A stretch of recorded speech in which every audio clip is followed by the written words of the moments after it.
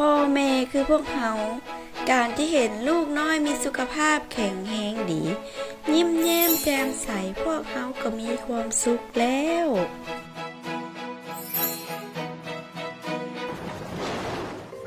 เฮ้ยจะเห็นแนวใดดีเนาะลูกเฮาเป็นไอซ้ำเหื่อนานเศร้าแถมยังทรมานจากหอบหืดอีกไปปัวลายบอนกินยาหลายโตก็กลับมาเป็นคืนอีกได้มีบงกฟอดที่มีส่วนประกอบจากสมุนไพรหลายชนิดเช่นมังลินไม้หญ้าหัวอ้อย3ส่วนว่านฮาเจหมอบำอูกาลิปตอบงกฟอดเป็นลายก็ยาดีไอพอช่วยปิ้นปัวไอและหลายชนิดปิ้นปัวคอและปอดอักเสบปิ้นปัวหอบหืดหายใจบ่สะดวกบ่ดื้อบ่ลึงหยาบ่ง่วงเกินไปพ่อเฮาเชื่อว่าลูกคือจิตใจของพ่อแม่ฉะนั้นเฮาต้องรักษาลูกให้ปลอดภัยและเติบโตอย่างดีที่สุด